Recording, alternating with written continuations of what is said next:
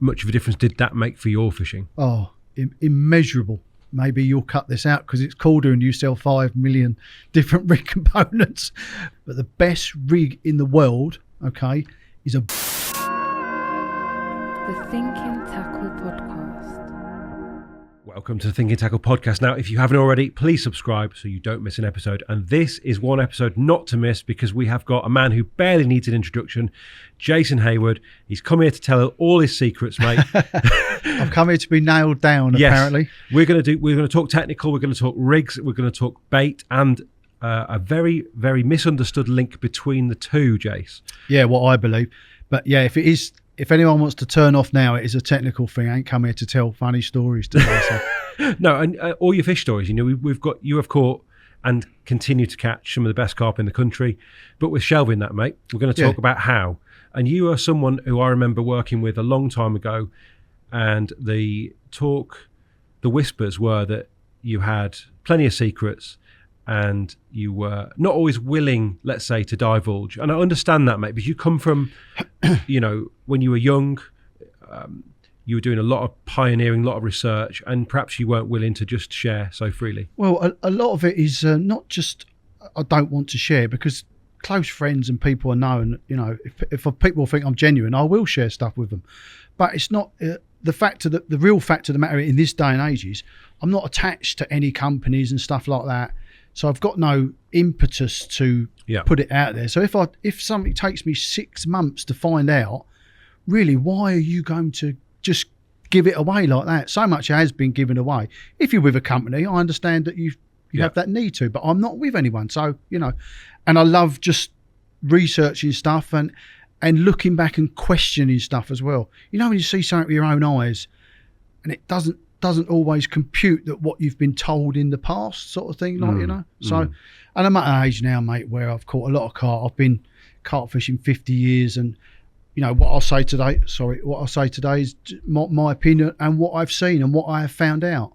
Yeah, and I think what we'd like from today, we're going to keep it pretty tight, is an idea that let's build a few fundamental things along the rig route, and how that ties in with bait that's going to get people more bites, because ultimately that is that was always Dan's mission, and Dan really wanted to get you back on the podcast. Yeah, well, Korda's known for their end tackle and rig tackle more and than information. Yeah, exactly. So that's fine. So let's talk. Why don't we talk some broader principles first? Because the first thing you said to me was there's a link that's being missed here between bait and rigs. Yeah, and actually you can't separate the two. No, and I've never seen anyone write about it, and I've never seen anyone question it and all that. And it goes back to the very original books that we all read. And I do want to say that these things I'm going to question are what these people wrote. These people are my heroes. But from what I know now, and from my own fishing and my friends' fishing, I don't believe some of these theories to be right.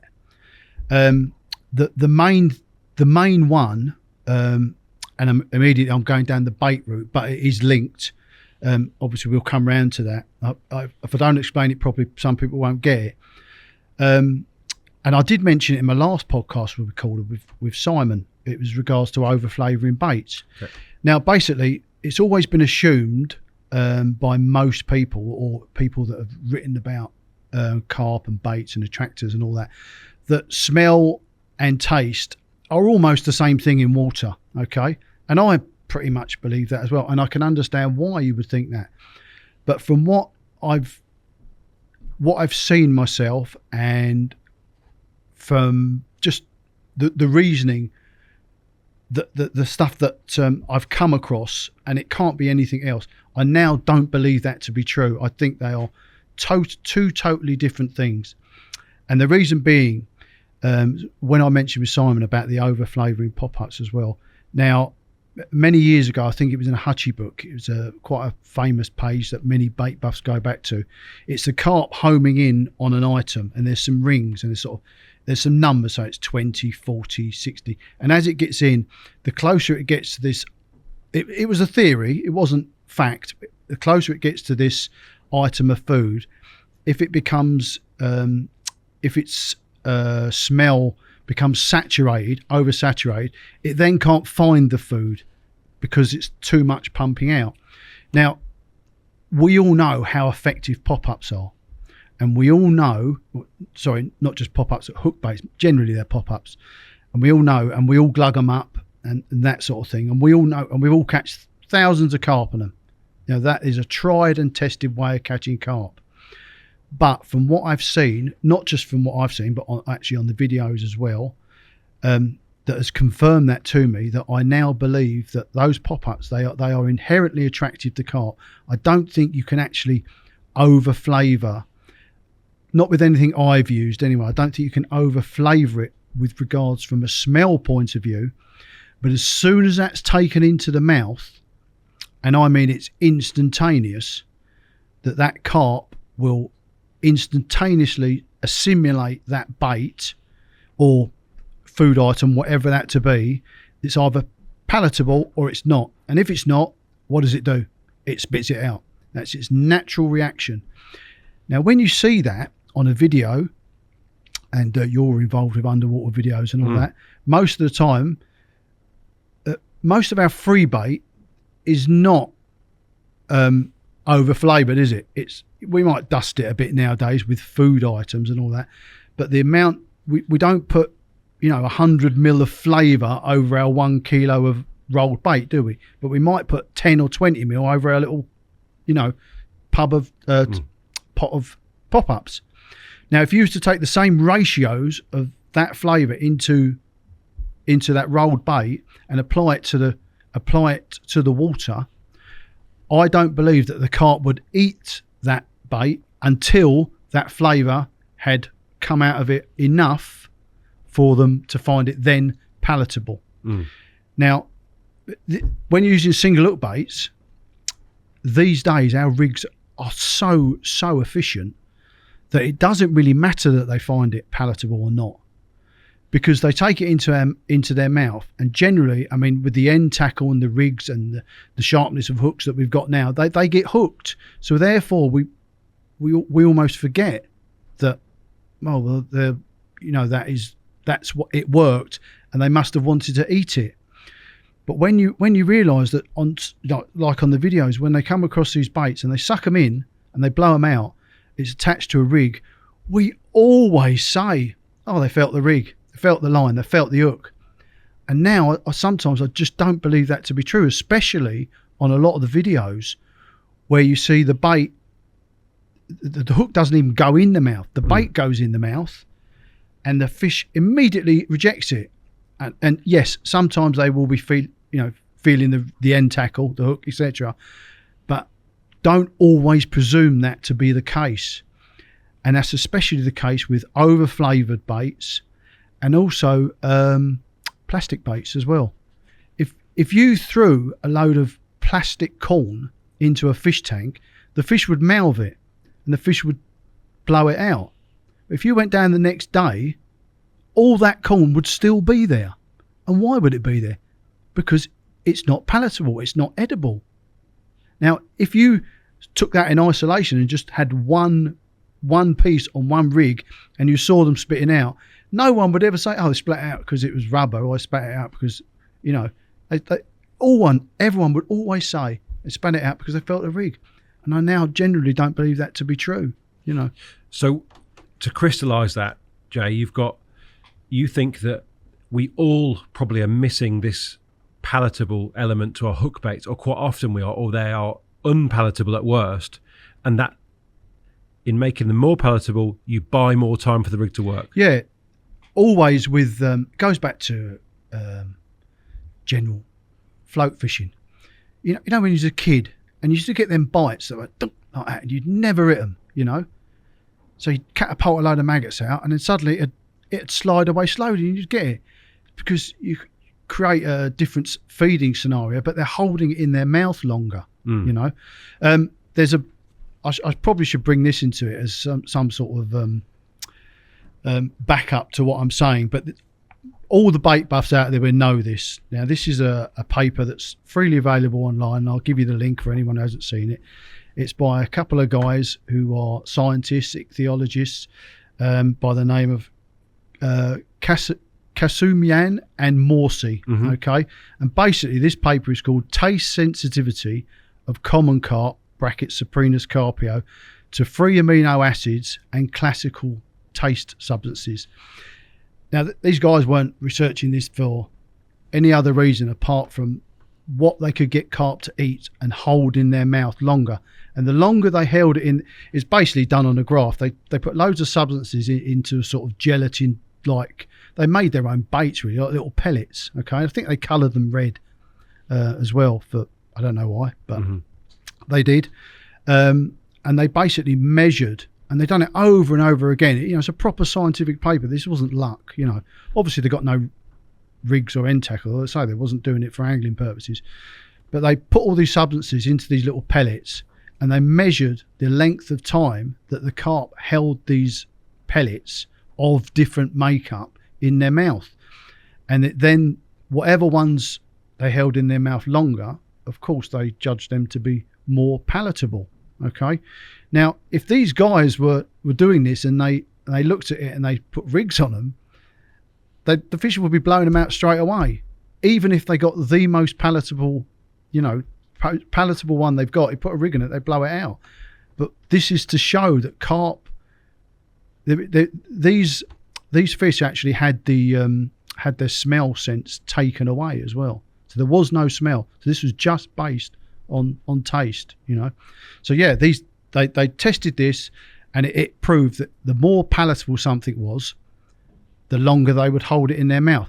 Which comes back to what you said to me, is basically we know that half a second longer in a mouth, the difference between it sucking it in, closing its mouth, and then opening its mouth to blow it out. If it can hold it in its mouth for 1 or half a second or 2 or 3 seconds longer, you have a far greater chance of hooking that fish. But what I'm saying is, a lot of these baits that we're glugging up without thought, we're making them unpalatable, and they will be, even if they had no rigs or end tackle attached, these baits would be rejected in an instant, just like that. See what I'm saying? And we're blaming the rig. Yeah. But I mean, a lot of the time it may be the rig, but as I say, some of the videos online, and people can, I'm not saying it's all, it's all the time what I'm saying, but we're not, what I'm saying is we're not helping ourselves by over flavouring hook baits all the time.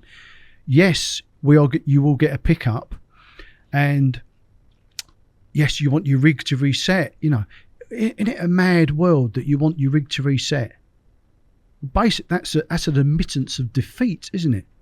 Isn't it? I've never heard it put like that. Well, it is, isn't it? If you look at it from a different angle, you're saying, like, I want my rig to. You're saying it's not good enough because it ain't. It's going to be blown out, But saying they're not always blowing them out because of the end tackle, they may be blowing it out. It's because what you're giving them smells great, but actually tastes bad, and they're blowing it out that half a second or 2 seconds earlier than they should. And if it was more palatable and they held it in their mouth, you might get more pickups, and then your rig might not have to reset, But then one thing I'd like to say about resetting rigs, because not all the rigs I use do reset. For those reasons, because you're confident that you're going to get the right. I'm confident in the rig. Obviously, I'm confident in the baits I use, but they don't reset because they don't unset. Okay. Yeah. Well, you're going to have to explain. Well, the way you set a rig up is people are too. I think in this situation we are. I mean, I think you guys, inverted commas, are to blame, because you always show us the hard spot. You always put the rig down perfectly, and most of the time, and I have done it whilst I'm boat fishing and lowered baits from a boat. You if you can see the bottom of your head under the water, you never let it go. Oh, that weren't very good. You always get it bang on perfect. And of course, we're all like that. But how many times does it land perfect in the fishing situation? It probably doesn't, And I think sometimes that may work in our favours, That time. How many times have you interviewed people and they say, "Oh yeah, the one off the spot goes," Okay. Well, that hard spot, say it's half the size of this table where your main rod is, okay, that's got no weed and it's got a lovely bit of gravel, a little bit of shingle, and it's perfect, the perfect spot, what we imagine in our mind's eye if we're not seeing it. But the one 10 foot away, there's a bit of weed there, and there's a bit of silt and but you put one there, and how many times do people say, oh, it's the one off the spot goes? But how if that spot ain't as nice as this spot, as the main spot, how do you know your rig's staying the same? Does that mean that you actively now target dirty areas by preference? Yeah, I can do, definitely, 100%. And do you know what? Do you chuck baits in weed deliberately? No, not as much. Not, Mate, I'll tell you, I do like a throwing stick, so I can't guarantee that they're not landing among weed. Yeah, exactly. And I bet you're using hinge stiff, aren't you? Yes.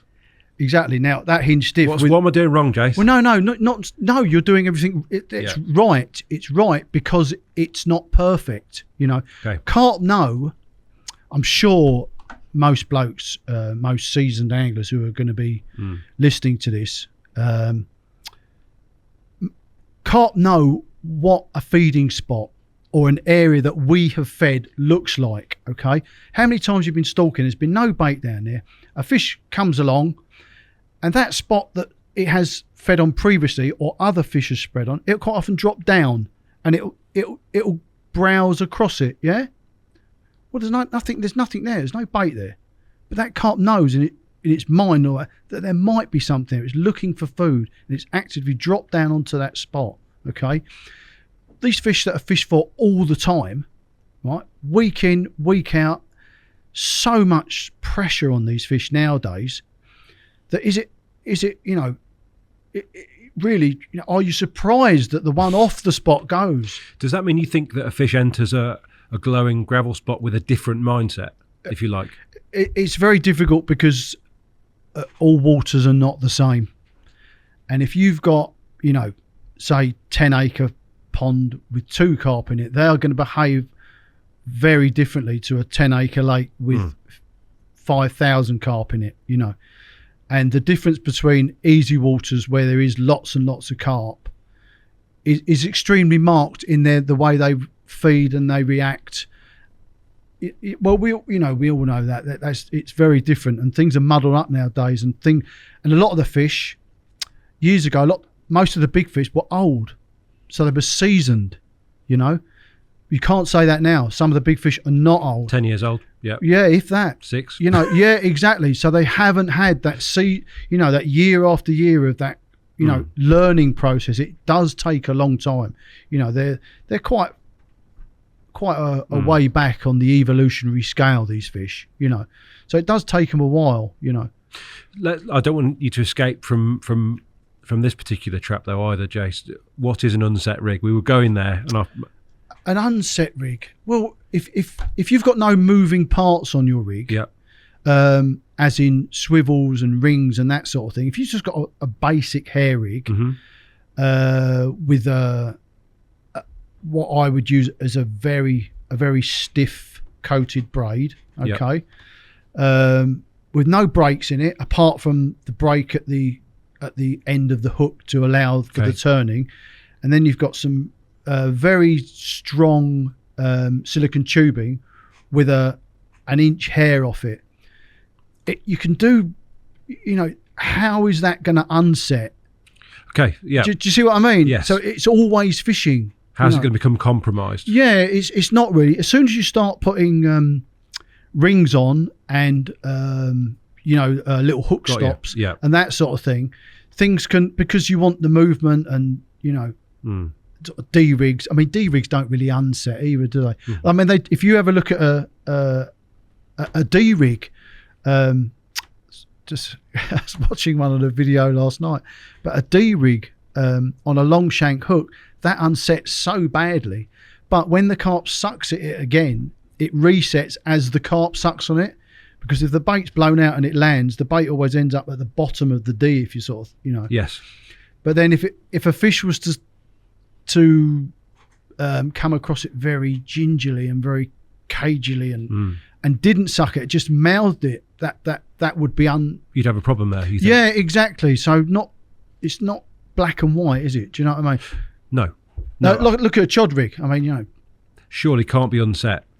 No, well, I don't know. You've used chods, haven't you? I use chods extensively. Yeah, the only time I use in spring, you get that algae, the bloom that puffs up. Yeah, it's not people mistakenly call it siltweed. Siltweed's on the bottom and it's like cotton wool, but no, it puffs up and it just you don't. Sometimes you reeled in, you don't even know it's there. But if you up a tree and you can see it and all that.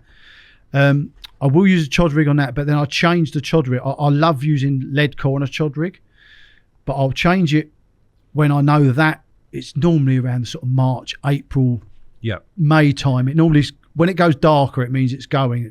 Come midsummer, it's normally gone, isn't it? If there's a lot of that in your lake, especially if you think, you're getting that very fine, that's obviously a clue that it's out there, because you can dump a rig in the edge, pull it out, and there's virtually nothing there. No, and the pressure of when you reel it in, clears it, and you think you're fishing on clear when you're not.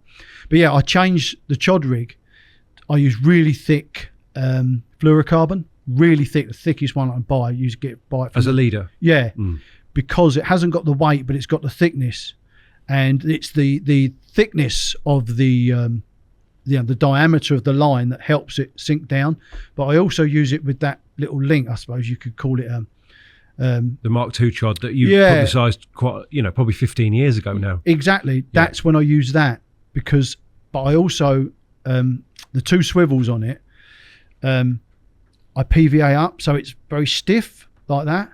Okay. I'm not, you guys who make films, you want to bite it in an hour, don't you? I'm there for a couple of days. I ain't that fussed. I want everything perfect. So I quite often put a bag of nuggets round the hook. Okay, so it's really buoyant, and I PVA up the two swivels, so it's very, very stiff. So it actually hits the water like that. One thing I do very differently, at that time of the year with the chod, is put washing up liquid on my line. Okay, so I put washing up liquid on my line. Really? Yeah, exactly, because then you don't need to tighten up to. Do you think that's the kiss of death with chods? It is when you've got that algae bloom stuff, in it, whatever it's called. Why is it so important to fish on that stuff? Well, it's not. If you cast in it, your rig's going to be. No, I mean in the sense that why are you choosing it in the first place? You think it's extremely visual. I want like a chod rig, standard, lead core and that sort of thing. I want it on top. I want it visual. I don't want it in the weed. I want it laying on top. Mainly it'll have a yellow pop up or a white one or a pink or whatever, like something visual. But when it plummets into it, and that weed, that algae, it tends to, when anything goes into it, it closes back up. It envelops it, literally envelops it. And I don't believe that even a chod rig is going to be, you're going to be pretty lucky to hook anything in that situation. So same rig, different components, We oughtn't to move on before we've discussed the important element, the Mark II chod, which I brushed over there. It's a chod rig with a tiny boom, isn't it? Exactly. What is the significance of that? Just to give it some lift upwards. Okay. Simple as that. So you find a better hook hold. Yeah. I wouldn't say it's better hook hold, because I would simply get good hook holds on chods anyway. But I'm using that because I'm erring on the side of caution when that algae type weed is around. When it's Canadian or stuff like that, I'm not really too bothered, because I think they're not sucking up so much. Right. On that algae, I don't think they suck it. They'll suck it up to a certain degree, but when it's in Canadian, they're almost grabbing it with their mouths. Do you see what I mean? It's a very different. And then you don't need that. No, you can use it, but no, it becomes irrelevant, really. Yeah, if something's better, then you should use it all the time, right? No, not necessarily. No, you should ring the change. A good angler will ring the changes in everything. And I know there's guys that say, "Oh, you only need 2 rigs." Fair enough. How many rigs have you got? I haven't got a favourite. I mean, when I look back, it's funny when you asked me about this, and you gave me. You didn't give me much before I come here. It was like it was going to be about rigs. It's like, oh God! It's because because you're people canny. write books about this, mate. I didn't want to scare you off because you've always been so cagey about rigs, and maybe it's because everything that we've ever done has been in public.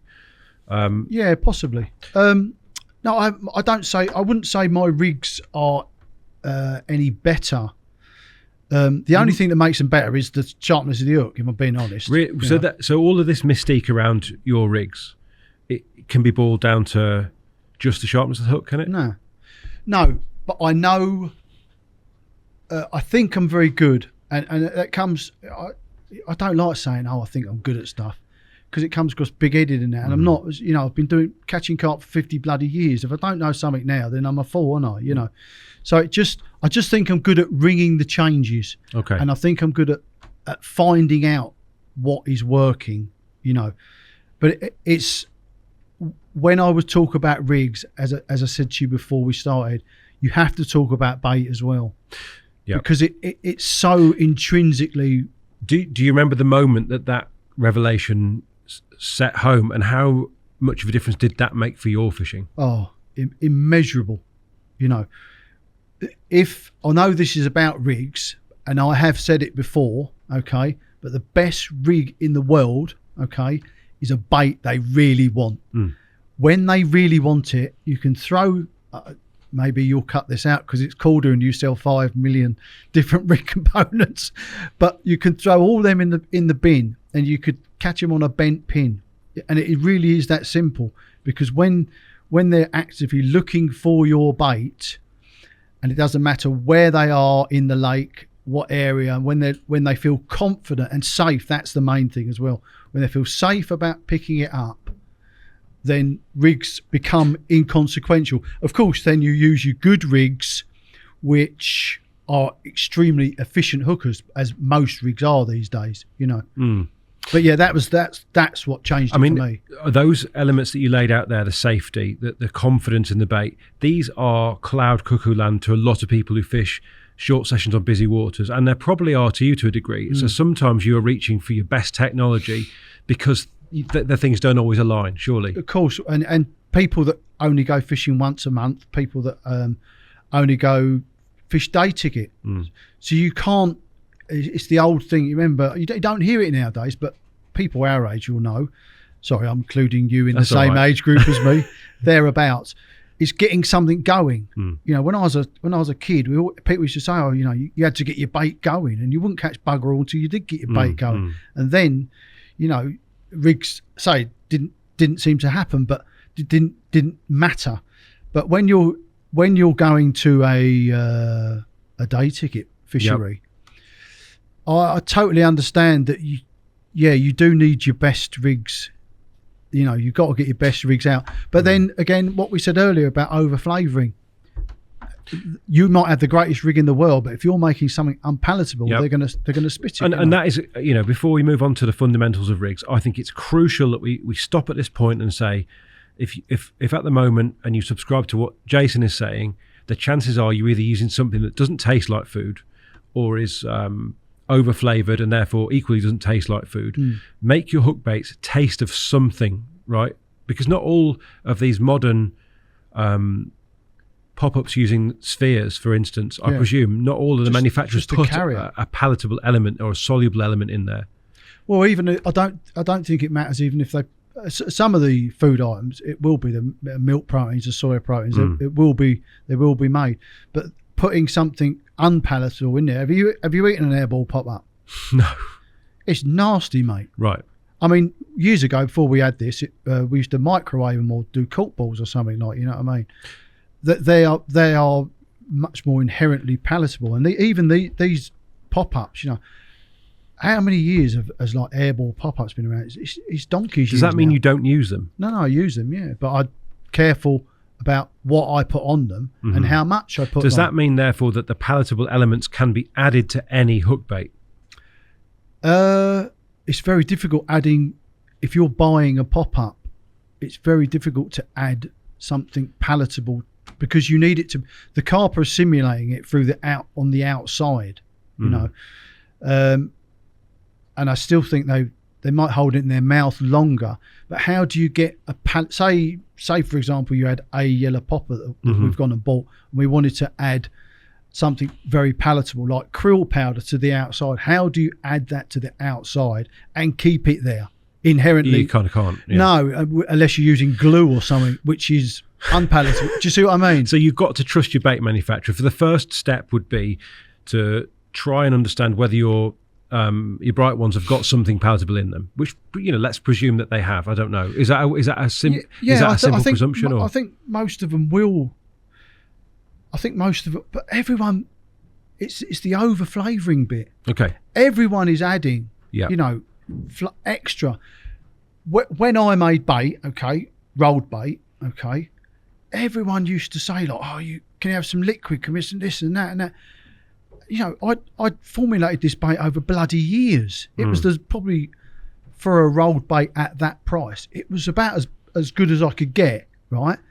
And then Joe Bloggs comes along. He's been fishing for 2 years. Says, "Oh, can you make it a bit better?" He wants him to smell. No, I bloody can't. He wants it to smell more effectively. Yeah. That we are very much like, oh, got these from so and so. Oh, what's the first thing you do? Does that mean that if I picked a pot of pop-ups that you were using, there would be a muted smell? No. They'll still be strong because you want to get them down with that smell. Sorry, it's the taste, isn't it? Yeah, but you don't know what I'm putting in, and the levels of what I'm putting in are still palatable. Yep. Okay. Yep. Even though I listen, I ain't talking about my stuff, but I can't talk about other people's because I don't know what they're made of. Okay. Yep. But even the liquid, I sell the liquid. Okay. People like, "Oh, I want a liquid." You don't need it. Honestly, you don't need it. But because I sell through the shops, it's to get whinged at on a weekly basis. So I brought the liquid out as well. And even now, I told people you don't actually need it, but the liquid still bloody sells out. People buy the liquid and put it over someone else's pop-ups. You know. So let's assume that we've got a workable proposition for them in terms of a pop-up that smells enough to get them down, and perhaps in combination with something visual. Hook bait, not just pop-up. Yeah. Yeah, sorry. And then that palatability is going to give you enough time for your rig to work. I want people to be able to take away from this some good fundamentals about rig building.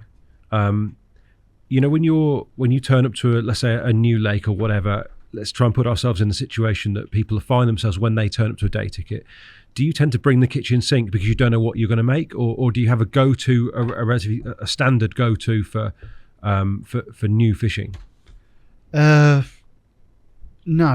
it'd be I think that the less familiar you are with a lake, the more you need to have options. Well, not just options, but the more faith you need to have in your old rigs, as it were. The worst thing to go to a new lake. So you got a new lake, you don't know the fish, they don't know your bait, you don't know if this rig works. So stick with what you know. Do you know what I mean? And then if you keep going back or whatever, or during that session, you can ring the changes, But can't tell us an awful lot by where we hook them and stuff like that, So would it be fair to say that you have, do you have like a range of options that grow in efficiency and you start with the simplest, or do you go straight in with your best kit? Yeah. Well, most places, I think we're all the same. If I go to a new lake, I can't say day ticket because no, you don't do it. No, but if I go to a new lake, which we do, we'll always take what we done best from the last lake, and it's not always right, is it? But then this is my fishing. I'm not the right person to be talking about day ticket fishing, but then you build on what you see and what other anglers are using, and if you're getting bites, some people, and they blame their bait, and then they blame their rig, and everything. Let's talk. Never blame themselves, do they? No, of course. And let's talk specifics. If I was to throw myself on your mercy and say, Jace, I'm new to fishing, new to carp fishing, design me a rig that's not going to let me down, that has strong fundamentals behind it, where would you start? Oh well, I mean, the hinge stiff would be the pop-up one, and your standard sort of maybe a coated braid or a fluorocarbon of some sort with a break at the end for a bottom bait rig. That's pretty standard, isn't it? But I always, when people ask me, because rig length is a big thing as well. Okay. You give them too much rope, that they'll get away with it. But sometimes you need slightly more length in your rig because of what you might be fishing over. We're not always fishing over the hard spot with a bit of gravel and a bit of silt and a bit of sand and all that, are we? Sometimes we're fishing on tiny little bits on areas where there might be weed and all that. Mm-hmm. So you might want to lengthen your rig a bit more then, because you're not quite sure what it's landing on, and generally the shorter you come, the more likely it is to stand up. Okay. And in terms of lead systems, you obviously have designed lead systems based around inline. Mm-hmm. What percentage of your fishing is still based around inline lead fishing? If I can get them in the edge, 0 to 10 yards, I will. If I can, I'll use an inline lead. Mm-hmm. And if I'm putting it on the bottom, not always. This is the thing that everyone wants to go for the hard spot, Yeah. What the old classic, chuck it out, clonk. Whoa, did you see that, mate? Yeah. I've fished places, mate, where if I got a clonk, I'd reel it in because it weren't the one. And again, do you know what I mean? And is that something that you were able to realise quite quickly in your fishing, Jace, or is it something that's changed because fishing has changed? One place I did fish, I was catching on chods at range, okay, in this one particular area. It's a long time ago now. And I was doing really well off this big point. And at the time, the guy who was running it, he said if you wanted, you can go out in a boat, okay? Now, I forget why. It was this area. I'd caught a few from this area. And I presumed that this is the area that all the carp were hanging out and all that. So I said to the guy who was running it, I'm using the boat, can I go and put some bait in? And like most fishery owners, bailiffs, they're quite keen to put bait in, get them feeding, get them bigger and all that. So anyway, I went out there. And when I went out there, I wanged a marker as far as I could, as near to this area, and I knew it was about 10 yards behind it. And the bailiff was on the bank, I should stay there, and my rods were out, but I wanted to put some bait out, Mm-hmm. And I went out there, and I saw, this is springtime, they had dyed the water bloody blue like they do these days, but it was still very clear, looked like the Mediterranean, And I went out there, and the rod, what elusive one, I had 3 out there, but one rod I could see all in this one area. It wasn't on the bottom. Right. It was on the chod, but it wasn't on the bottom. I'd presumed that I was fishing over sort of foot of weed or whatever, like typical sort of chod area. It was probably hanging 2 foot off. Okay. Now at the time when I come back, I didn't tell the guy that. I put a load of bait out. Next time I come back, I became a bloody fly fisherman because I was desperate to get these, get the chods down, and get a drop and get them down and all that. Guess what? I stopped catching. Really? I stopped catching, mate. I knew I had it pinned, we all have it pinpointed on the third tree and all that at whatever. I don't even think I was clipping up. It was just basically as far as I could wang it.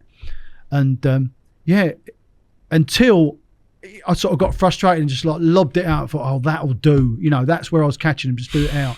And then it dawned on me that I was catching them in the weed, and the chods were strung up in the weed. It was eelgrass. Okay. It was growing. It comes right to the top. To the surface. Yeah. It wasn't on the surface at the time, but I could see it coming up. Yeah, and I was catching probably 3-4 foot off the bottom, which amazed me. And then that's even it. I didn't get a drop. And so then I started fishing that lake. And if I got a drop, I'd reel in, unless someone was stood in the swim with me, and I'd wang it out and I go whack, and go rat tat tat, and I go whoa, that's the spot, innit? As soon as they buggered off, I'd reel it in and fling it out somewhere else. And if I didn't get a drop, that's the one that would go. Those fish, they'd been fished for many years. So the perhaps the crux of that story is this idea that you are doing anything but fishing the spots that people would normally fish. Would that be a safe assumption? Sometimes, yeah. But what I'm saying is, you don't always have to have that crackdown. You don't always have to have that lovely rig laid out. You know, what I'd seen in my mind's eye was not what was actually happening. Do you see what I mean? Yes. And it wasn't until the realisation, oh my God, you know, I'm fishing 2, 3, 4 foot off the bottom here, you know. And then that was a real bingo moment. You think, because no, I wouldn't have done it. I would not have done it, you know. But I've taken that to other lakes as well. There's another lake that I fished in subsequent years, and it was one of these lakes where if you put a fair amount of bait out, you wouldn't get a take. Right. You know, it's one of those places where... I don't know. Why was that, though? I don't know, because they've been hammered for years and years, for 50 years, you know, this complex of lakes, you know.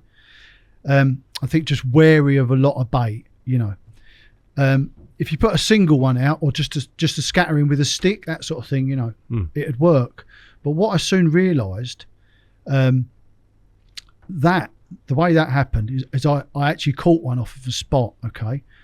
And as I was chucking out, the rod went, okay? So mid-flight, okay, this rod's going out. I just chucked the rod down, carried on, hit the water, and I deal with this fish, okay? Dealt with this fish, got it in the net, done the photos and all that. This rod's on the floor, okay? And I have no idea where it landed. Well, I saw it land. It hit the water. You couldn't see the weed beds. They were just under the water. Like the worst cast ever. Yeah, I just didn't care. No, because I dropped it. That rod. It wasn't. As soon as I'd got this fish in and photographed it, I'd have reeled it in. Doing the photographs and all that. And I thought, what's that noise? And the bloody rod's not going. That one's gone. And I thought, oh my God. Yeah. And I'd struggled up to that point. Okay. I'd struggled to get what I knew and the clonks down, and there was hell of a lot of silt in this lake, so everyone was looking for these little hard patches and all that. And when I thought about it, I thought to myself, I didn't know where that landed, and I knew where it was going was quite weedy and all that. And I thought, you know, I'll just try this. So then I got a little lead and started leading around, okay. And it wasn't very big lake, so I'd chuck it sort of 50 yards, and it'd get caught in a bit of weed. And I'd bring it in another 5 yards, and it'd be, you know, when your old rod goes around and all that. I thought, right, I'd clip that up. Right? So the biggest amount of resistance I could get on just my lead, and I'd reel it in, put a chod on, chuck it out there, and actually aim for the weed beds. And just a spread of bait, 20 baits, all in around. But if you imagine them spread of baits, when you're not being very accurate and the seagulls are coming down and you're skimming a few and a few are going in, woof, and this sort of thing, those baits must be getting hung up in the weed and all that, you know. Well, oh my God, they're like apples on a tree, aren't they? You know, they're the safe ones.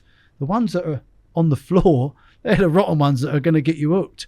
How many times in that lake are these fish pluck these, you know, you go out in a boat in the summer, where are the snails? Top of the weed. Exactly, or they climb. You see the weed on the stems. They're on the stems and all that. These fish are, it's like fishing zigs sort of thing, you know.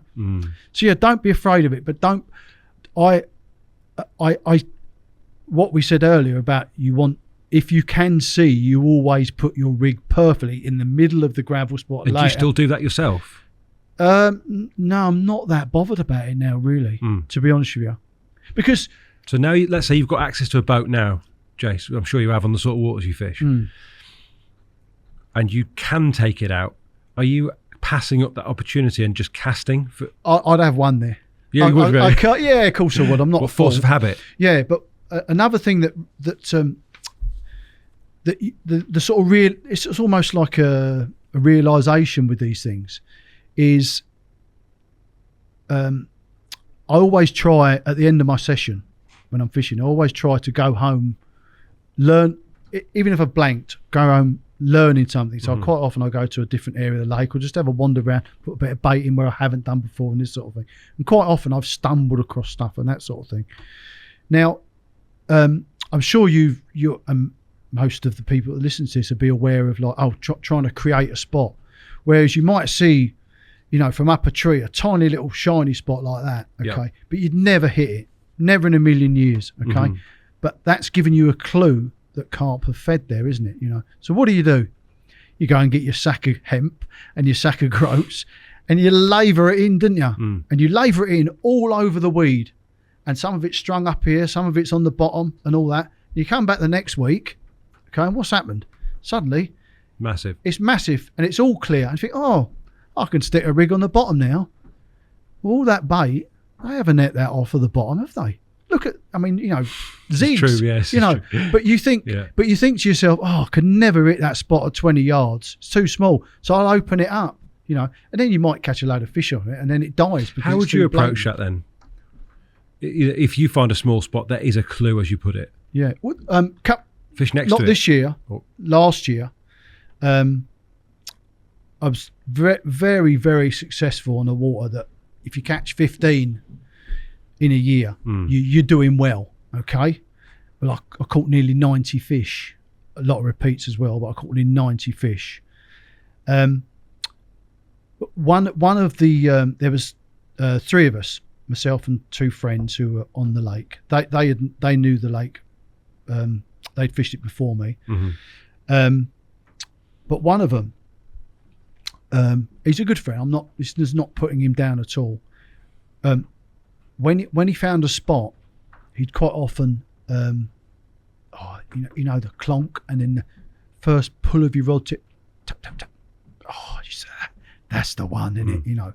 But then, or maybe you pop a float up, and then around it you can't find nothing. So it's at 60, 70 yards or whatever. But you can't, especially a lot of the fish were caught at night.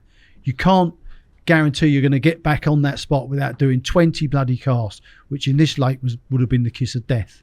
Okay, so he used to spawn and bait it, and then he'd get it big enough that he could always hit it reasonably well. Okay, well, the spots I had, they were probably the size of a dinner plate. I mean, in my mind's eye, realistically, they were probably, I'm not a fool, they're probably twice that. Bigger, yeah. But I wouldn't put any bait around them. If that was obviously a spot they'd fed on, they were happy to feed on. So why do I need to make it, the size of a house? I put my rig on there, and then I'll spread my bait all around that area, okay? Not in a concentrated area, so I don't want them to rip it all up. But I can present my bait on that spot, and around it, there's lots of bait at different levels and, that sort of thing in that area. Weren't you worried that you were making your bait that rotten one, as you called it? The hook bait, that is. No, because I'm on there on that particular situation. I think opening it up was good, but it became the kiss of death. The large open gravelly spots where you a few years back you get quite excited about. They were the kiss. They'd work, but then they die very quickly. Whereas me putting my bait on that one spot, one bait on that one spot, not even a bag, anything like, and baiting around it within sort of a 10-yard square area. Do you know what I mean? Yeah. And not giving them enough bait in one concentrated area that they'd open it up. Do you see what I mean? Is that something you generally avoid, like these big dumps of bait, whether that's spotted or introduced by? Yeah, I don't like spotting because of the disturbance thing, but that's my age. Yeah. When we used to go carp fishing, to be quiet and under that sort of thing. So yeah, I do it, and I have done it on many lakes, and I carry a spawn rod the same as everyone else. But I don't like, and I tend to be of the school that I get it done. What rig were you using then, Jay? No, that was just it was actually a bit on that video that we were talking about, on the Korda video. It was about 6 inches long. It was hybrid stiff. I always do the break at the hook as small as I can. It's like a mil, 2 mil. Yeah, I mean, it has to be a certain amount to get the flexibility. But I also I get like a baiting needle or something, and I prod it and I sort of open it up a bit. A lot of people twist, don't they? Yeah, and it becomes a lot looser. The reason I want it small is because that braid, if you have it too big, depending on where you hook the fish, it can act like a cheese wire, and that's all braided. Totally agree. Yeah, and I think I have said it before, but I think as anglers we should if you're catching them here and they're ripping because they're very soft in the corners, especially young fish, and especially in weedy waters, you can damage fish. If you're not hooking them sort of in the bottom lip, then change your rigs. Okay. You know. So how do you do that then? Because actually, before we touch on that, let's just explore this rig for starters. Do you believe that rigs work on that oft quoted flip and turn principle? Yeah, they do. So that is key amongst the way you're designing your rigs. Yeah. Always. Yeah. Until I've what I'm developing with Korda. Mm-hmm. Yeah. Until that works to fruition. or doesn't. Yeah. Yes, I do. It most of the carp we catch are in that bottom area of the mouth. Okay. If you're catching them in the scissors, it's because they're moving off. They're moving the head one way or the other, and the line's going like that. Yeah. Okay. So if you want to get around that, shorten your rig. That's all you need to do. Okay. A rig. What I always tell people, and I do tell people sometimes. No, you don't. A rig. Yes, I do. So you don't know because I could show you my phone. Yeah, go on. A rig should be as short as you can, but as long as you need. So that is basically what you need to remember. Okay? And in terms of as long as you need, that's the substrate to go with. The bottom, the type of bottom. And but I tell you what, one thing I very rarely, if ever, apart from a Chod rig, very rarely use a helicopter. Okay. It'll be an inline or a lead clip. And do you go down the whole anti-tangle sleeve type route as well to keep that everything stiff, no break in it, so it doesn't fold back. I mean, it's not very good for mega range casting because it sort of does that bend in the air. Yeah. But it can never turn back on itself fully. Never. Yeah. No, I don't want that. No, I want. There's enough flexibility in there, especially with big fish. These fish are sucking at big old mouth. It's a big volume of water going in their mouth. So in terms of the actual business end, you've got the small break. Are you a shrink tube guy in terms of to achieve that flip and turn, or is it the shape of the hook that does that? Yeah, a bit of shrink tube generally, but that is more. I mean, obviously the liner aspect that. You go the full liner? No. I don't come out the. Okay. It comes out of the hole. Yes. Not out the front, but what I'm saying is it's the whole liner principle that we grew up with that Jim Gimmonson developed. Fantastic, but yeah, I'm doing that, one because it turns quicker with that, and two, I'm doing it to extend the shank. Okay. Having the shank extended is as long as you can, really, with it still going into the mouth easily. I don't like these noodle rigs and all that. But the principle it would seem to me to be quite sort of sane, is that obviously you're getting, in theory, that the turning element is outside the lip whilst the hook is a long way back. The longer you can make that sort of kicker, if you like. Do you believe that? A long way back? Yeah, obviously the further you can have the kick, if you like, from the point of the hook, i.e. a longer kicker with a kick at the end. Yeah. In theory, it's turning further back in the mouth. If the bait's being taken that further, it is. Yeah. I mean, I would gauge it if I was fishing for fairly small fish. I wouldn't have a great big long sort of noodle type thing. I'm probably looking to get it about 1.5 inches. Yeah, something like that. And but then you've got the hair and then the braid, so it's all fairly long. And generally, I'm using big hooks. I say big, size fours. I mean, obviously, I sell bloody hooks, so I know what sells. And that has changed around. Whether that's because of a lot what I wrote. When I used to write for Carpology, I used to say size fours, and most people were using 8s and 6s. Yes. It's definitely changed now. Albeit your fours were probably the Contis at the time, weren't they? Which were slightly smaller? Slightly smaller than some, but then, I mean, there's no, like some manufacturers' size 4 will be different to, So would it be fair to say that most of the time you're still on a size 4? Yeah. Oh, without a doubt, if I can. Right. I just find size 4s, God, I sound anal, don't I? That's good though, right? It's rigs, I suppose you have to be a bit.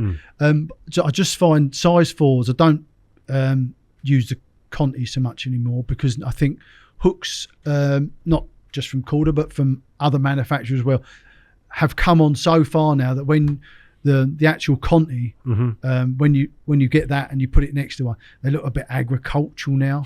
Do you know what I mean? They sharpen up beautifully, but they're a bit glinty. That they've got that out-turned eye, which is not a problem because I can put shrink tube over the top of that. But they look a bit dated. You understand what I'm saying with that? So I don't just use another hook because I've got my own or other people give them to me or anything like that. It's generally because I think modern hooks are very, very good now. Okay. So let's pursue this flip and turn angle, because that's the principle around which you're basing the mechanics. How can we encourage that hook to flip and turn more effectively? You've got to get the fish moving. Okay. Or the hook link has to tighten. Does that mean that you want that stiff hook link that always to be straight, effectively, if you can? Well, no, because you could. I mean, it's nice because it works. I suppose it works more efficiently, and it looks better from a sort of engineering type thing. But it really. I mean, if you've got a stiff hook link and the fish moves from side to side, it's inconsequential, isn't it? Okay. So you can't really gauge all that. It probably works more efficiently, and I think because there's no break apart from the hook end. If they do take that part of the hook link into their mouth, that they definitely struggle with getting rid of it. Okay. But then, if they're struggling, if you've watched carp and stalked them and all that, when they're struggling to deal with something, they will move. Now that movement doesn't have to be from one bait to the next. That movement can be panic, as in shaking, the head going like that, so that's all you're looking for. Okay. And then when it's stiff, that can, you've got the shrink tube kicker. What are you doing with the hair? Is there any way that we can promote that flip and turn with what you then do along the shank and beyond the shank? I don't like it bringing it round. Okay. The front of the shank. Rarely see anyone do that anymore, do you? I don't know. Tail still does it. Yeah, maybe. And obviously it was a big thing for in the Korda world probably 15 years ago. Yeah, carpology and that sort of thing. Yeah, that it works really well if the carp are moving and generally moving slower. So from picking the bait up from one bait to the next, because it's giving it time. But I don't like that, because if you do you remember that little test tank I set up with the tube and all that? Yeah. You can film it and watch it nowadays with the cameras on the phone. You can film it and you can watch it back on slow mo, which is back then when I'd done it, you couldn't do it.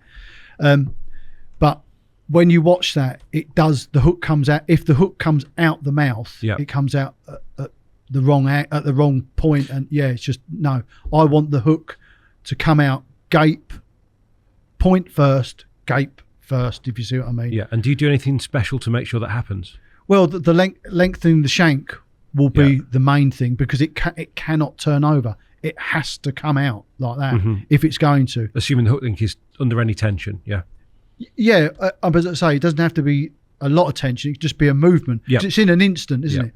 If, the palm test isn't perfect, but we are hooking most of our carp in the bottom lip, and when you move it, it does turn. So it does show you that it's about as good as we've got. I love the idea of you filming your rigs coming out of that tube in slow-mo, by the way. I couldn't do it back then, but now you can. I've done it since. That's what I mean. The fact you're scrutinising it to that level is... Well, no, but when you can set a camera up, and it's...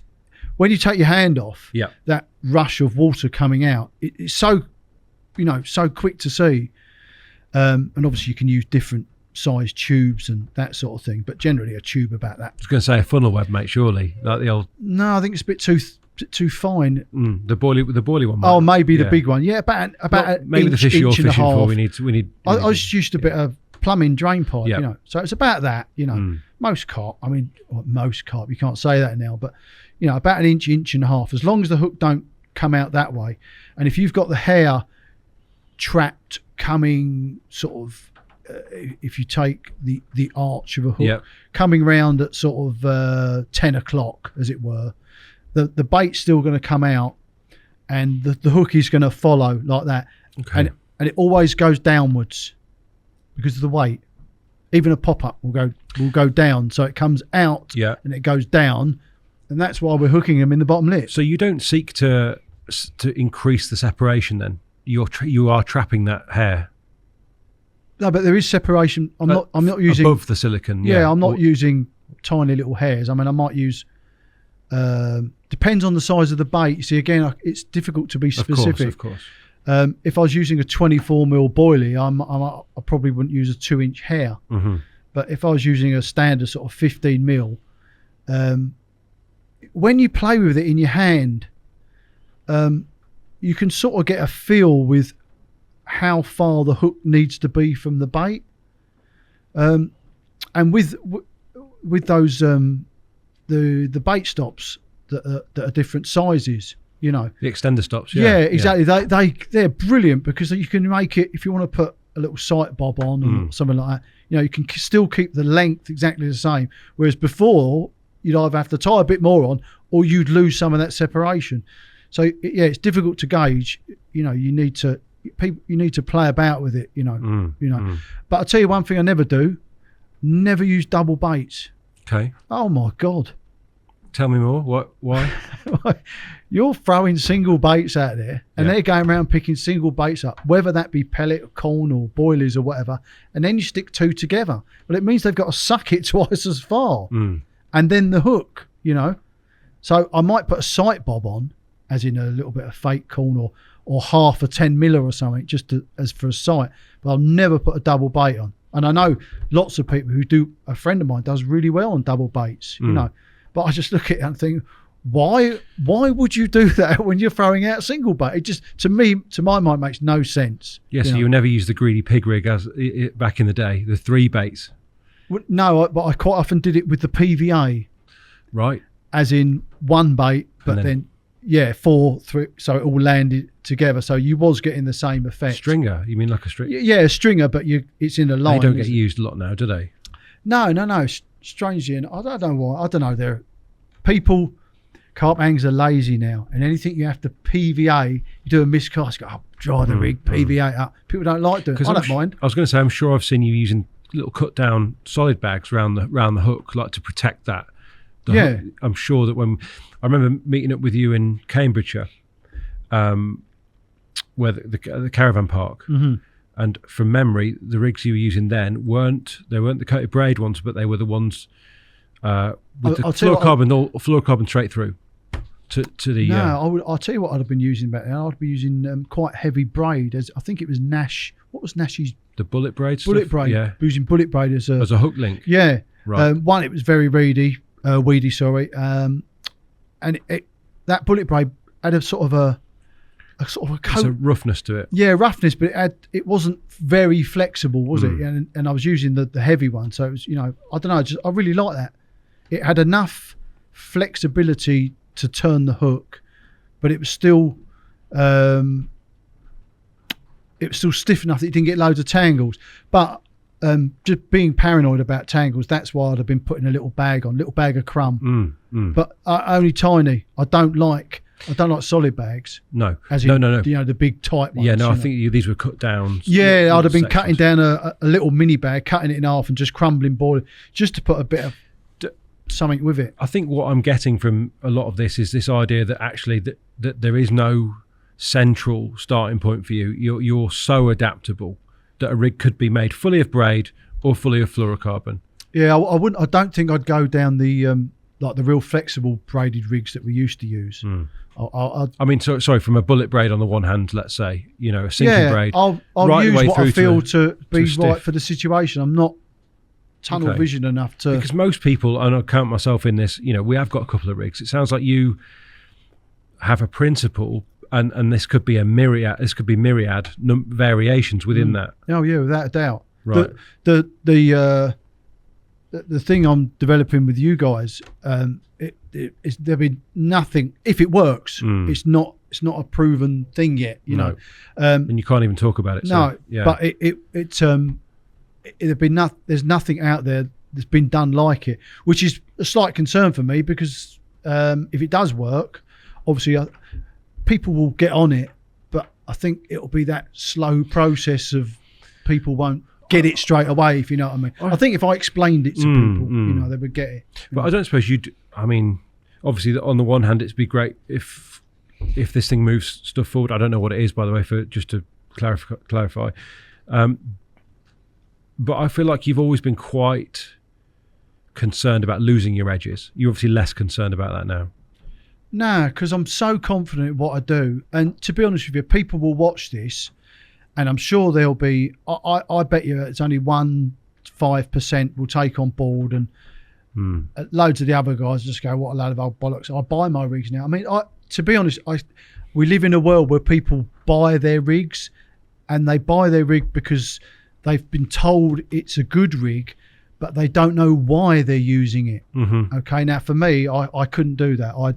I have to know why. Everything in my fishing, there's a reason, you know. It's not by chance. Okay. You know. But it feels to me like you've experimented with a lot. Oh, I have, and I still am now. There's some stuff, bit more sort of bait-wise, that I don't think I'd ever put out there. Because is that because you think bait's more important than rigs ultimately? No.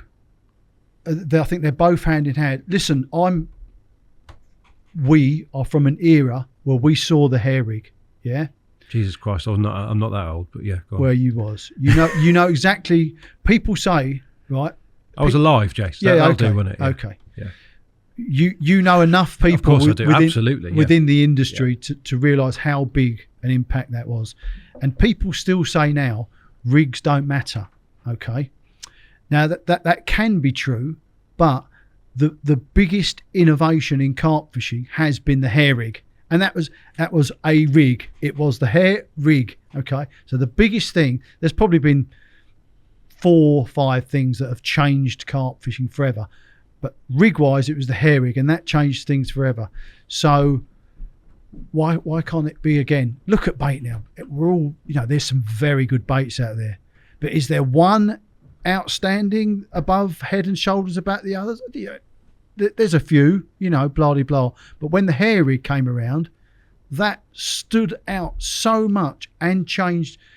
Carp fishing went from being really hard, buried the hook buried in the bait, to being relatively easy. And that's what, if there wasn't for the hair rig, me and you wouldn't be sitting here today. No, absolutely not. And that is the truth of the matter. So when people say rigs don't matter, just remember that. So does that mean that you're still searching for stuff? Yeah, of course. Searching for rigs, searching for baits, searching for edges. I've gone very...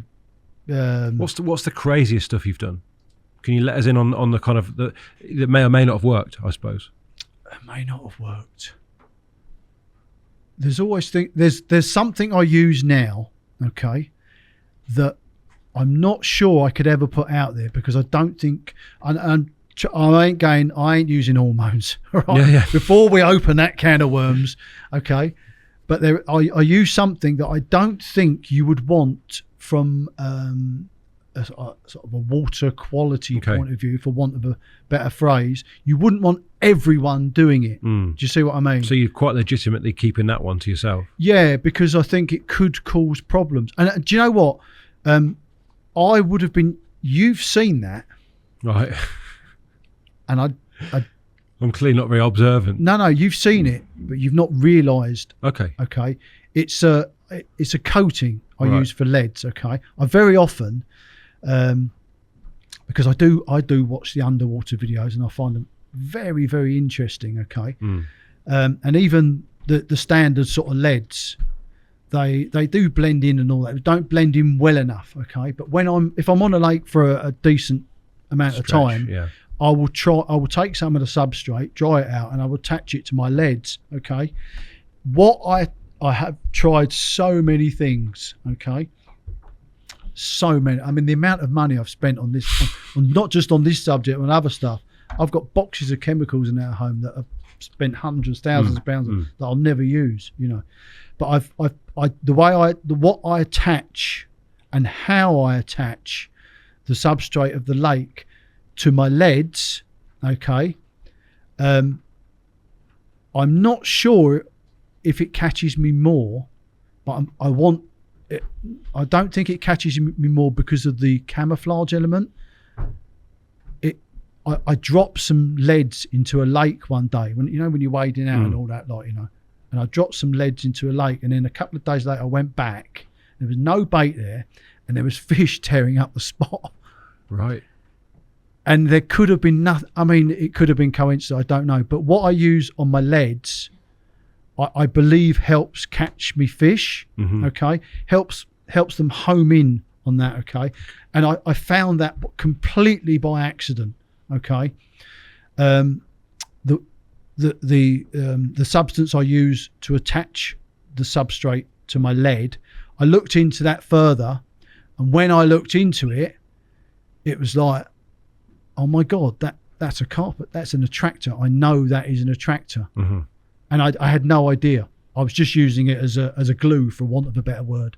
Amazing. So yeah, all I know, it doesn't catch me any less, but I'm still not 100%. What I might do is I might give some to Mark at Baitworks and just get him to put them in his tank and see if they keep going back to that area, sort of thing. Whether he'd want to do that, it won't poison them. I don't think.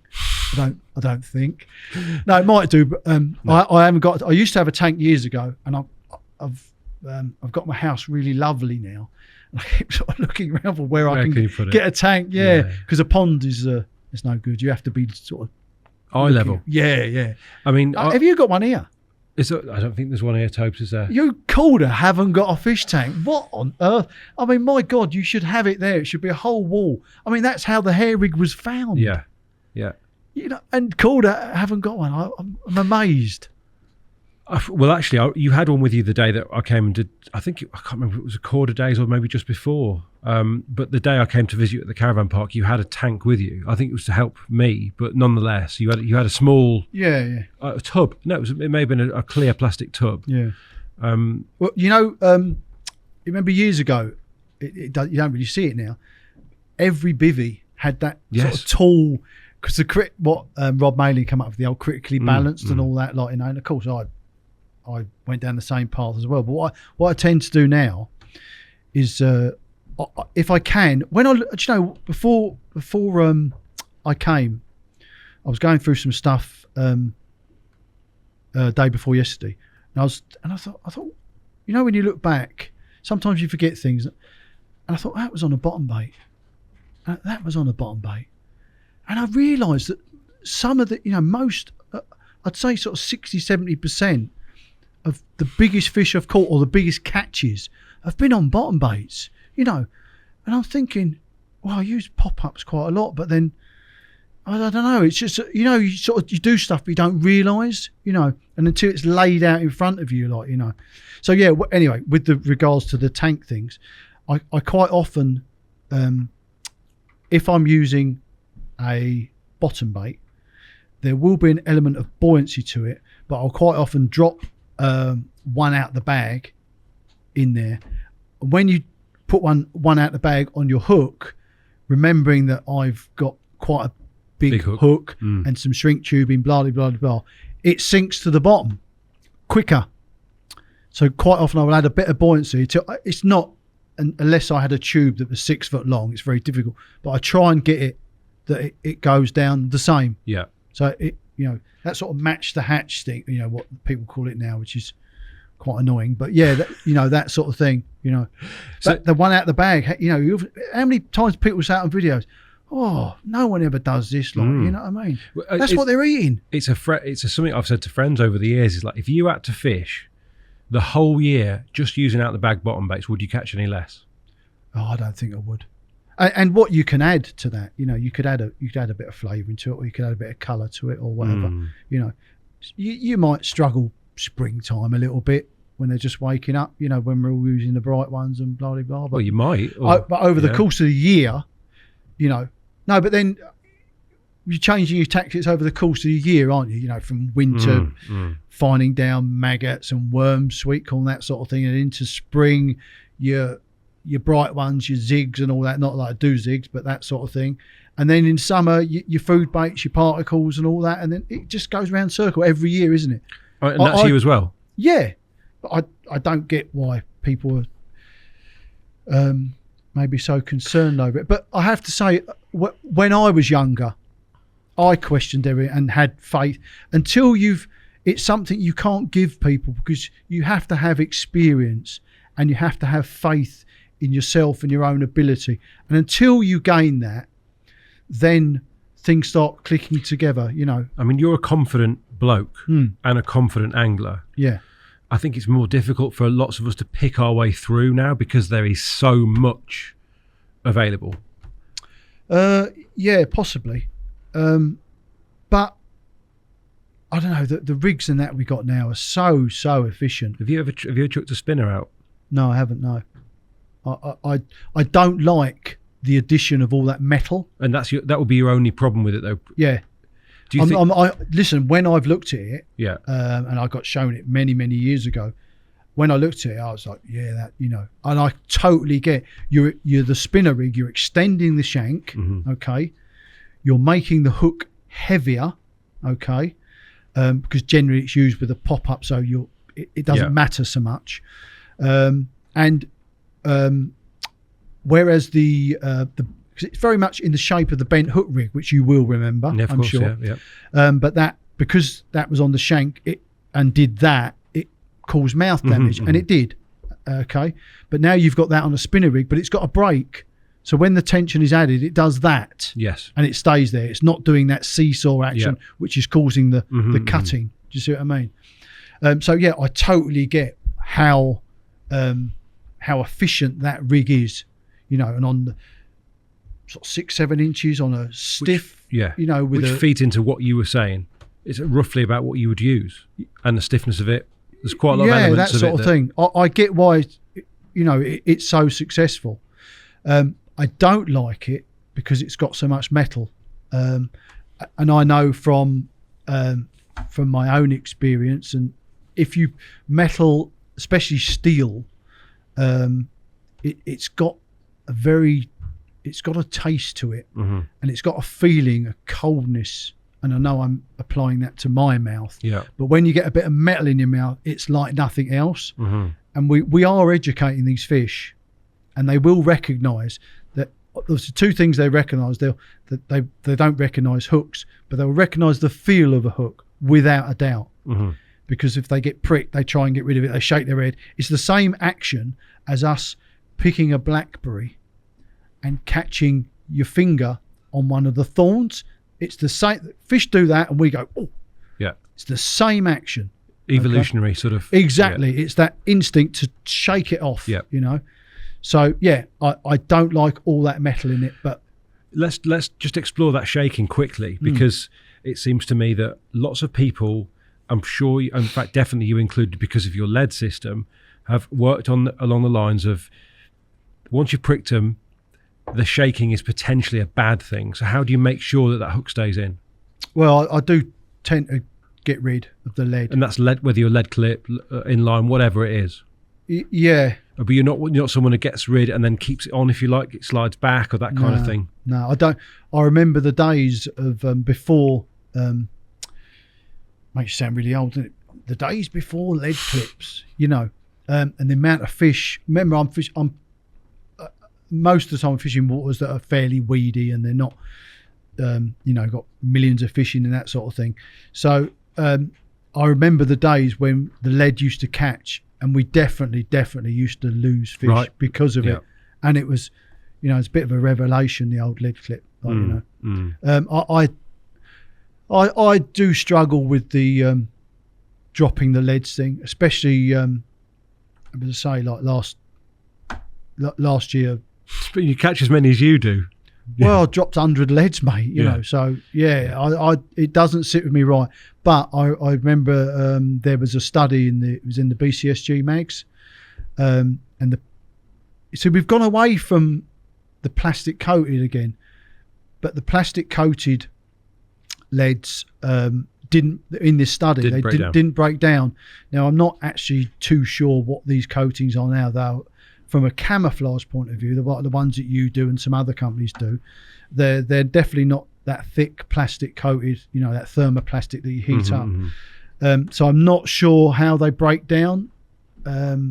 Maybe we should know, but to be honest, I think within my lifetime, leads will go. if I'm honest. Yes, and think they will. hopefully the industry can find a way to make that happen. They have to probably at some stage. I don't think it'll make a blind bit of difference, to be honest with you. Most dyed-in-the-wool carp anglers, because there's so many small companies producing leads, and I can go and buy a lead mould tomorrow for 20 quid or whatever and start making my own. So would you move across if you could? If it was efficient enough, yeah. If it was, yeah. The only to be honest, I don't think it would affect me that much because I don't fish at 150 yards because I can't. Right? I probably could. I could learn it. I fished at about 120 before on the lake. I learned it and I adapted. But even on that lake, I was chucking it in the edge and catching loads. Just didn't tell anyone. No, classic. Yeah. Well, you can't tell everyone. I'll tell them afterwards. Absolutely, of course. I mean, what about within your own circles? Like, how much are people asking you for your latest findings with rigs and stuff like that? No, not really. So people do ask me for help, but I struggle to if I'm going to help someone, I sort of have to know the scenario they're fishing in. When someone contacts you from 200 miles away and says, I'm fishing here, what would you do? I can give them outlines, blah, de blah. But it's very difficult. Like, even like with baits, I say, like we were discussing earlier, there's some lakes where you put a lot of bait in, you won't get a bite. There's some lakes where, come June, July, if you put a bright one out, you won't get a bite. There's so many different scenarios. And there's even some lakes where you can take certain baits to some lakes and you won't get a bite. Some lakes respond better to tiger nuts and some lakes respond better to baits that have got virtually no smell or no taste to us. I'm sure we've all come across them.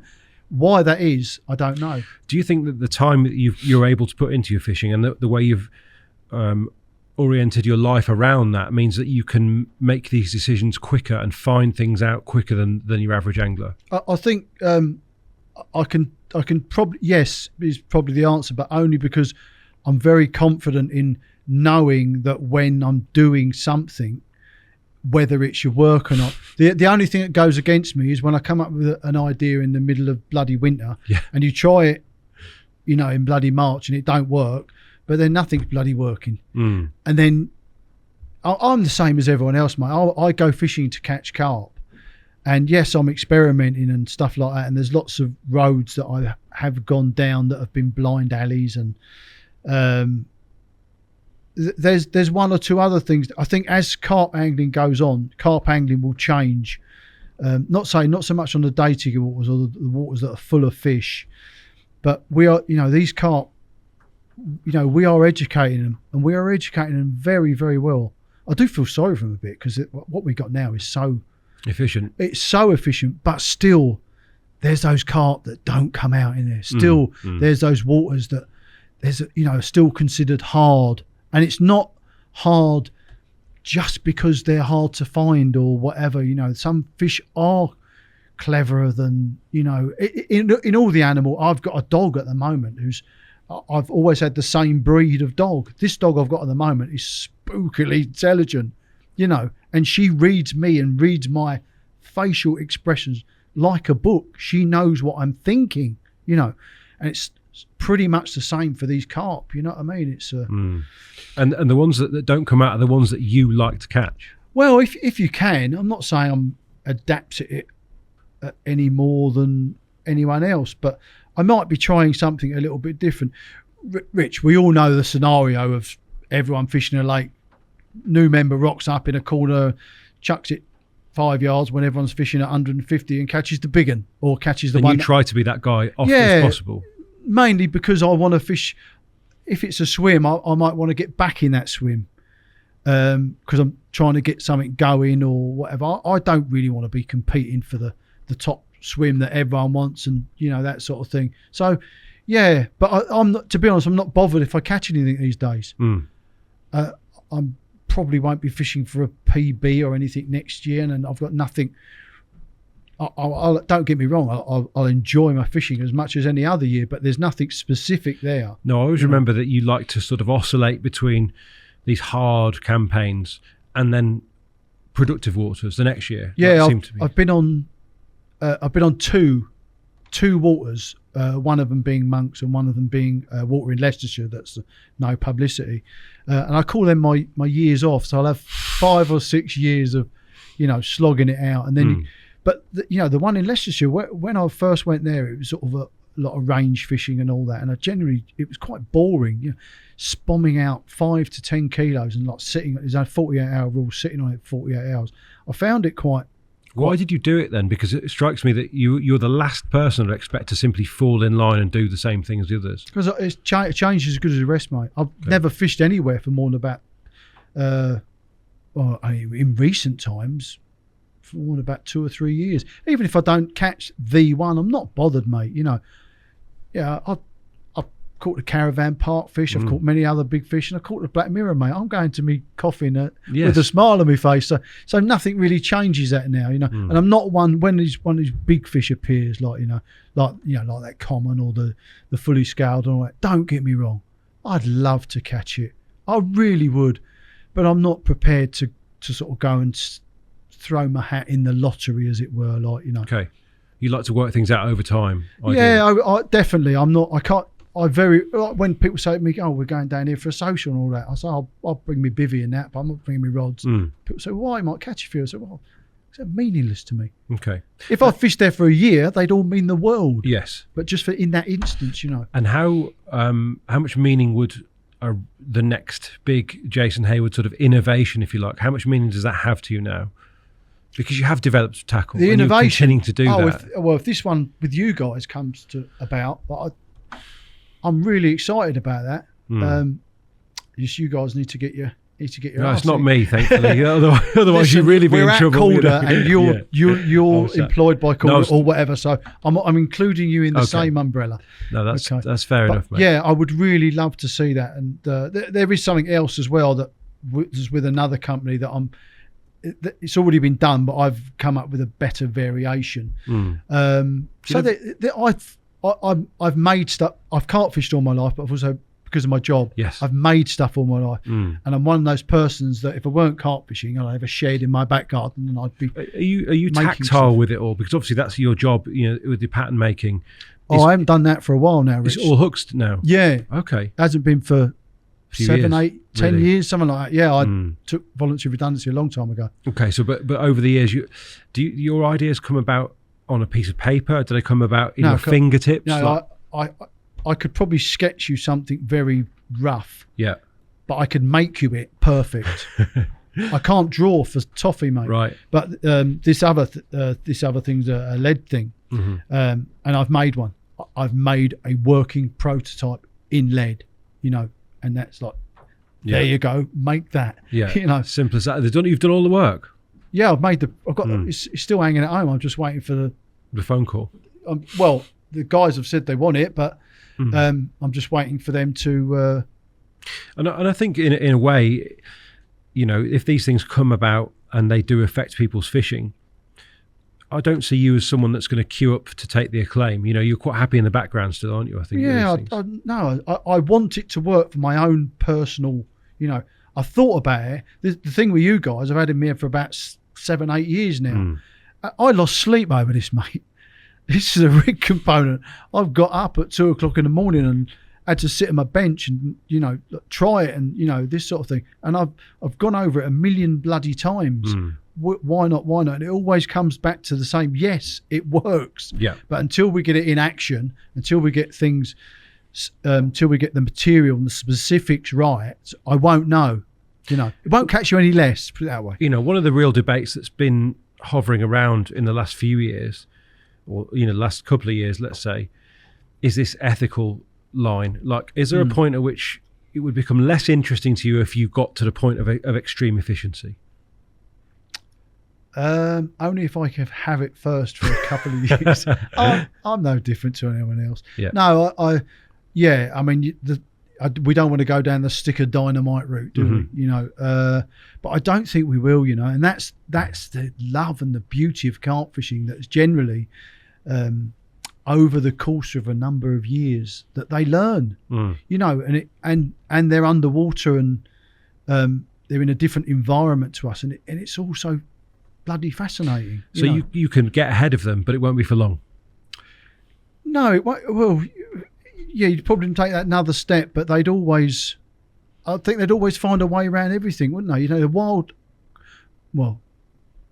some of them not as wild as they used to be wild, are they, if you know what I mean? No, but we are where we are, you know. Yeah, and it's absolutely fascinating, you know, I find to my mind, I still get blown away the thought that we can fish at 150 yards away and in 20 foot of water, and we can virtually manipulate the way that a fish picks a bait up and the hook will turn at that distance without us having no electronic gizmos.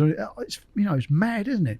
Absolutely, you know, find it absolutely fascinating. Well, look, I think I want to bring us round. I want to summarise a little bit here, Jace, because one of the things I did want to come away with is a fundamental understanding of what you think makes rigs work and in your own fishing. And I think I feel a little bit like I now understand that probably if I was to use a Chod rig or a Mark II Chod or whatever you called it, and then what many would recognise as a fairly standard flip and turn stiff bottom bait rig with a bit of the shrimp tube kicker, I wouldn't be going that far wrong. No, not at all. As long as if you can get the bait right, I think rigs are probably very, very important. When I say bait, I'm not talking about a hook bait. I'm talking about rolled bait applied over a number of years, months, whatever. So yeah, I think initially you need to for someone going to like a day ticket war or something, you need to have an attractive hook bait that doesn't, depending on the time of year, that will change. For me, that would change. But it doesn't have to be. I think people are too hooked up on smell. Years ago, and I've been down the bait alley, as you know, okay, looking into it and researching it and all that. And here we are, all these, you know, decades later, and really we're not that much closer, you know. But what people need to realise is the rig is important in the moment, but when you can bring bait into it over a period of time, the rig becomes very unimportant. Okay, but that hook bait, as I say, it doesn't need to just be smelly. Smell is an aspect, but sight is a big thing. And you know, years ago we used to make our baits dark because we used to think that carp were very much would be spooked by bright baits and all that. And it was probably Frank that brought the, you know. I remember when I first heard about it, mate, a long time ago now, I was very sceptical, you know. But when you think about it, and when, you know, you guys with making the underwater videos, they clock that. It ain't smell. They clock that, mate. And you can see that eye pivot in that socket, and they clock it, even from clear water. It's like a change of body language as well. Exactly. Yeah. Exactly. So sight, I think, is a major thing. I don't think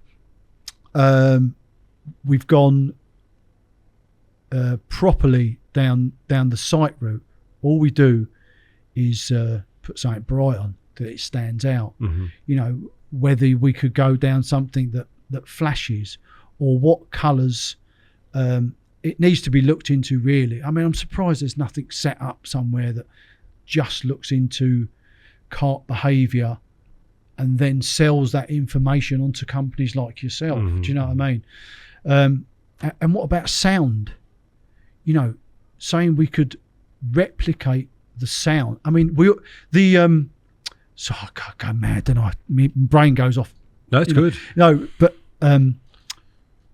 we all know about adding the shell to baits. And why is that?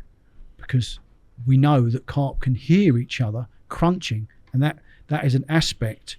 But we don't, apart from that, really, and making baits a bit crunchy, we don't use the sound aspect at all. Now, with modern technology, is it not within the realms that we could have some sort of tiny speaker like we do in our phones to somehow pump out some sort of, you know, sound of a fish feeding? If you've got a tank and you press your ear up against the tank, you can hear that aggressive. You can hear the water moving.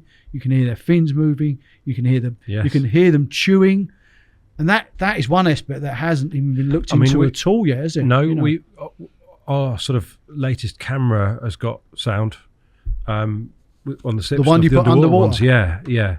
So well, there you go. We'll start to, I'll tell you one thing we did notice straight away. Have you got a microphone? Can you record it? Yeah, it's recorded.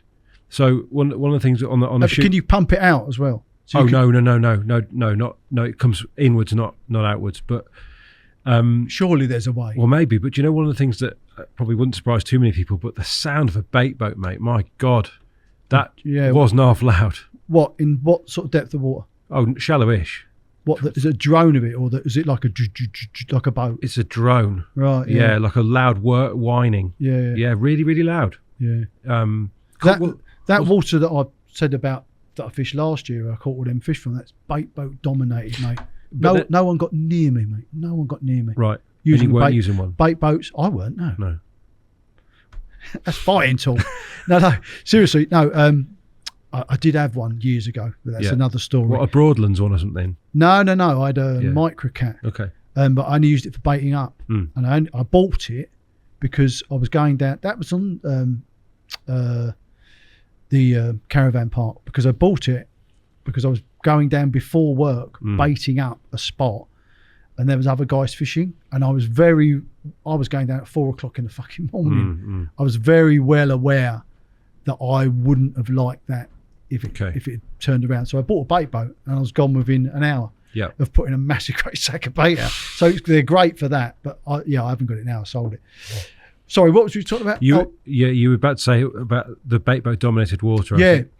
I'm purely because I'm sure those guys, you will know from going on filming with guys. Okay, they get their rig and they put it in there, right? And they put what, a handful of boilies, and they put some crushed boilies, and they put a little bit of sprinkler of hemp. Oh, they put a bit of corn in there as well. Oh, and don't forget a bit of pellet. Everyone's the same, innit? Every bloody one. And then it dumps into an area that big, with lots of bait around. That was one of the reasons I said that on that area I was putting my bait and nothing else. Nothing else. Is it that whole, there's one that's been missed type principle? Yeah, and when I'm baiting up with a stick, I mean, remember, it wasn't just me baiting. Well, it wasn't. One bloke said to me, he said, yeah, but you put loads of bait in, you put tons and all that. So how much? I said, how much did I put in? Well, I don't know, but you put loads in. I said, well, you got no idea, have you? Don't just tell me. It's like an excuse, isn't it? Yeah, but they did this. Yeah, but they did that. I was putting in a fair bit, but it was everywhere, spreading it everywhere. There was I would do it with my eyes shut, and I would do it at night. Okay, and I didn't care.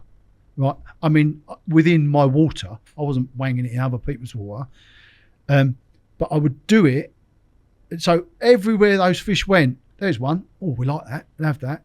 They must have picked up, not fed hard, okay, but they must have picked up tens of thousands of individual items here, there, and everywhere. Some were on the bottom, some were 6 foot up, some were 8 foot up, literally wanging them towards weed beds, dotting them around weed beds. Everyone else, mate, got a sonar or got a bait boat with a camera on it, driving it around all day long. Oh, look, there's a glow spot. Drop it on there. 2 days later, blanking. Simple as that, mate. Because those carp have been conditioned to catch in that way. Those baits, how many baits that go awry, or someone gets a catapult and 20 of them hit the spot and half a dozen go that way, and, or someone mixes pellet up and, loads of them go 40 yards and some of them drop in the edge in that. It's all, those are the safe ones, aren't they? Carp, you'll do well if you think safe, think like if I was a safe carp, what would I pick up? You know what I mean? That's a really good point to leave it, I think, mate. I think one thing that I have learnt today is undoubtedly I came here expecting to hear about special rigs. And I think what I've come away with is actually that within your fishing, everything is connected. You are able to see your fishing as a single element that's fed into. I'd never narrow it down. I'd never, because like tying one arm behind your back, innit? You know what I mean? Yeah. So I'd never narrow it down to just one or two. The trick is, I think once you get au fait with using rigs and that sort of thing.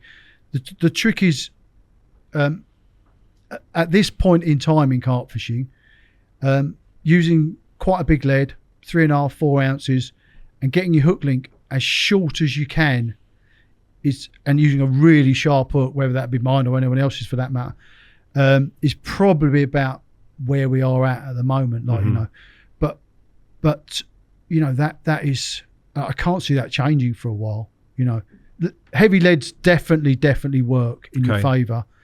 Getting rid of them definitely works. But I've had them where you get a couple of bleeps at night and you pick the rod up in the morning, you reel it in and there's no bloody lead. Really? Yeah.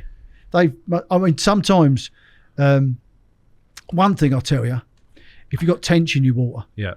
Now these days, a lot of waters that used to be good, that used to be loads and loads of tench, when there's a lot of carp put in, that the other species tend not to do so well, but then you still seem to get the sort of bigger ones, rather than loads of sort of 2 or 3 pounders. And those buggers never get caught, do they? No. Tench are real buggers at dealing with rigs, and I think a lot of it is, if you feel a tench's mouth, it's a lot harder. It hasn't got that spongy sort of rubbery lips. What about the way that they feed with that very much they vertical? can do. Yeah, exactly. They are. If you can catch the tench, you'll catch the carp, without a doubt. In fact, I have gone on waters thinking I'm going to have these, going to have these bloody tench, and then you end up catching the carp. And on waters where you get some of these really good tench anglers, they will call the carp the bloody nuisance fish, won't they? I suppose you're right. Yeah, quite often with the naturals and stuff as well. Smaller baits, maybe a bit finer and that sort of thing. I've used maggots and worms and that in the past, but I'll tell you something now. I was chatting to my mate not so long ago, and he said to me, it's probably like the ultimate baits and all that, maggots and worms. And yes, I'd agree if you've got a bucket full. But I said to him, if you could have one bait to put on your hook, I would rather have a 14mm yellow pop-up than I would have one worm or half a dozen maggots or something. Do you know what I mean? Yeah. If you couldn't have the whole bucket full, because they're great when they're a bucket full, but you chuck one out, are they good as yellow pop-up? No, I don't think so. Does that mean that you wouldn't join in with that? Because it seems that where waters where they are used, it's almost like an arms race as to who's got the most now. Well, that relatively easy water in Leicestershire, so I don't want to offend it. Guys will know where I mean. It can be easy. Okay, it's quite prolific, and now there's 50, 60 pounders in there. They weren't that big when I was there, but at the time, I've never seen the scenario before. Okay, you weren't allowed to use maggots. Okay, until I think it was the 1st of November. Okay, now you could only do 2 nights. Do you know this water I'm talking about? You don't say the name, but yes, you know it. Yeah. This water that you used to be able to use maggots. Yeah. Okay. I think it was November. Yeah, it was.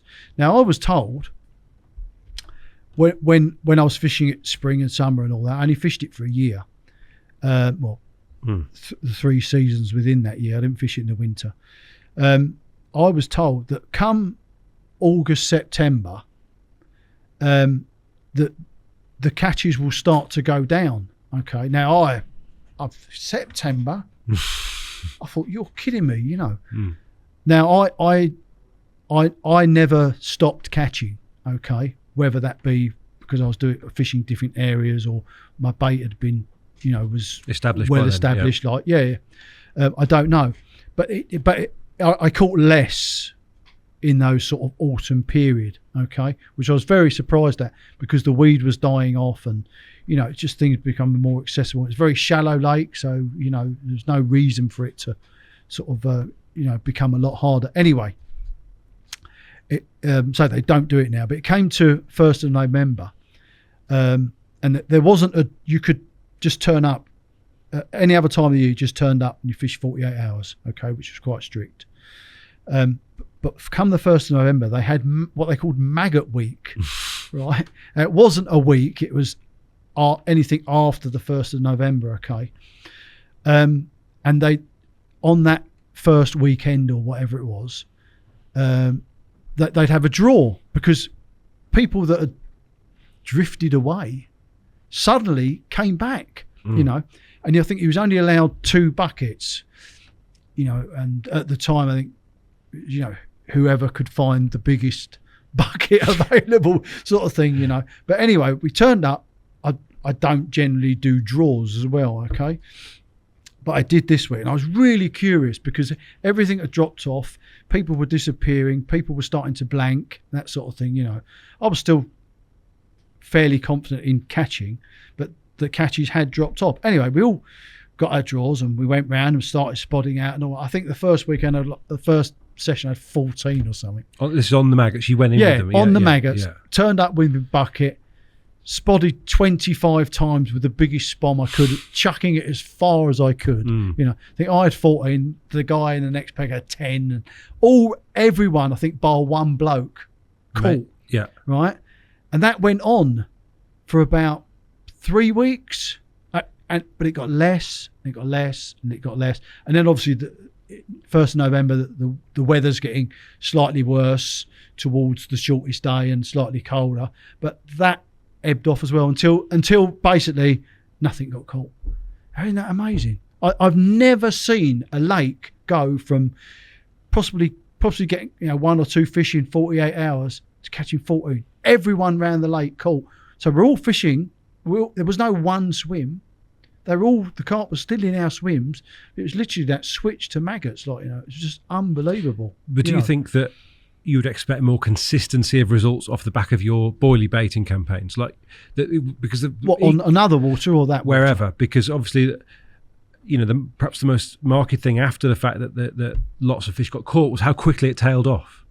Yeah, it was quite unbelievable. I mean, they got clumped, and not everything got caught, not the big ones and all that. But with regards to on another water baiting wise, I hate to say it, these days when the clocks go back, mate, I'm gone, unless it stays fairly warm, you know. But I tend to use baits that are very. I aim my baits to be very digestible, very attractive for the warmer temperatures. Okay. So they are.